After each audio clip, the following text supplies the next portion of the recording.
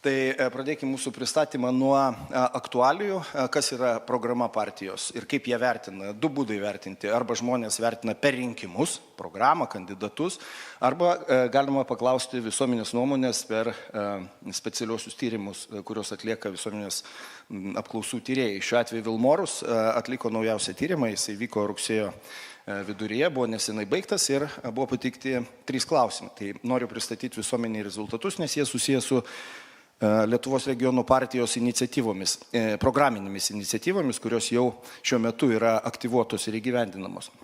Taigi klausimas buvo toks, ar pritarėte ar nepritarėte Lietuvos regionų partijos pirmininko Jono Pinskus inicijuotam, regionų frakcijos Seime registruotam įstatymo projektui, kuris numato, kad bet kokia informacija apie LGBT nepilnamečiams mokyklose ar darželiuose galėtų būti teikiama tik gavus raštišką tėvų sutikimą. Ir kaip matote, 73,6% Lietuvos žmonių, tai yra 3/4 pritarė šitai iniciatyvai. Nepritarė 15,5% ir beveik 11% neatsakė. Taigi 3/4 Lietuvos žmonių šitai mūsų programiniai nuostatai pritarė. Toliau buvo užduotas klausimas, čia duomenų daugiau, tai aš juos prasuksiu. Taigi, antrasis klausimas.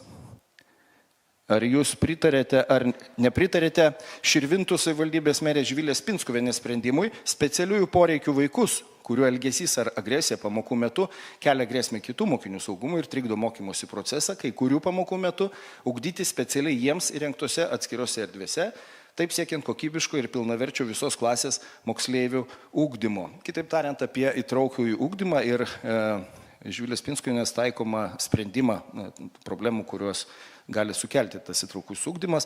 Tai, kaip matom, 75% Lietuvos žmonių pritarė, palaiko šitą iniciatyvą, nepalaiko 12% ir apie 12% šito atsakymo nepateikė.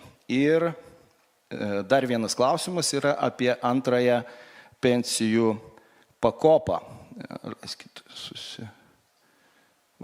Ar pritarėte ar nepritarėte Seime pateiktam Lietuvos regionų partijos siūlymui leisti gyventojams, kurie to pageidautų, bet kada pasitraukti iš antros pakopos pensijų fondų, suteikiant galimybę be jokio apribojimo atsiimti visas ten sukauptas lėšas? Tai šiuo atveju turime 85% Lietuvos žmonių, kurie tokiai iniciatyvai pritarė ir tik tais beveik 6%, kurie nepritarė, apie 11%, kurie neatsakė. Štai toks yra visuomenės vertinimas Lietuvos regionų partijos iniciatyvų. Aš manau, kad jis gali būti įdomus ir žurnalistams, Seimo analitikams, politologams, kadangi tai yra ne partijos sugalvotas dalykas, neinterpretuotas, bet naujausias oficialus Vilmorus bendrovės tyrimas.